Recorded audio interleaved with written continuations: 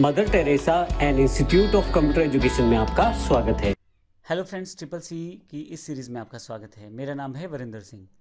पिछले सेशन में हमने मेमोरी की जानकारी ली थी, लेकिन मेमोरी से जुड़े हुए दो इम्पोर्टेंट कॉन्सेप्ट वर्चुअल मेमोरी और कैश मेमोरी इसको जानना बड़ा ज़रूरी है। कई बार इससे रिलेटेड क्वेश्चंस पूछे जाते हैं, ना केवल एग्जाम्स में बल्कि आप किसी इंटरव्यू को अटेंड करने जाएँ तो भी।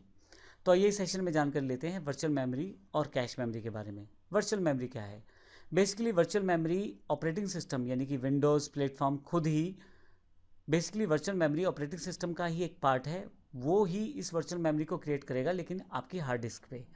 Virtual memory basically main memory की कैपेसिटी को इंक्रीज़ करता है, यानी कि रैम की कैपेसिटी को इंक्रीज़ करेगा।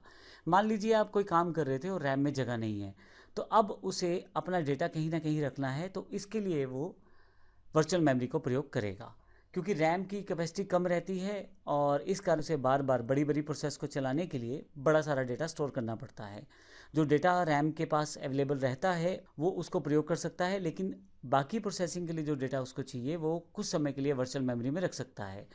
तो बार बार ये डेटा आदान प्रदान होता है मेन मेमोरी और वर्चुअल मेमोरी में, जिससे कि आपके पास एक अच्छी स्पीड भी अवेलेबल हो जाती है और कहीं ना कहीं रैम अपना प्रॉपर यूटिलाइज भी कर लेता है और सीपीयू कहीं ना कहीं इन सब के कम्बिनेशन को सेट करके आपकी वर्चुअल मेमोरी को इंक्रीज़ भी कर देता है, जिससे आपके कंप्यूटर की कार्य करने की स्पीड भी बढ़ जाती है।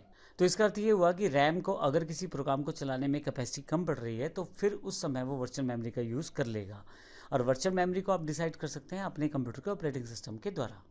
इसी तरह से दूसरा कॉन्सेप्ट है cache memory. Exactly cache memory क्या है?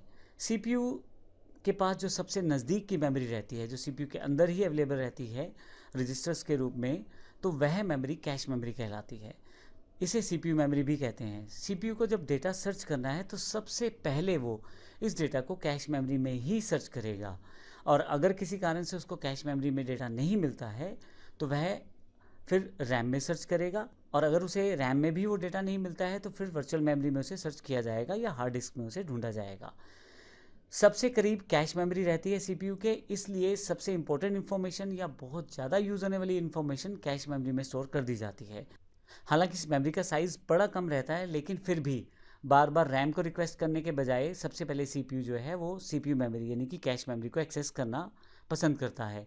फाइनली अगर उसको डेटा वहाँ नहीं मिलता तो फिर वो रैम को, और अगर किसी कारण से वहाँ नहीं मिलता तो वर्चुअल मेमोरी या हार्ड डिस्क को डिटेक्ट किया जा सकता है।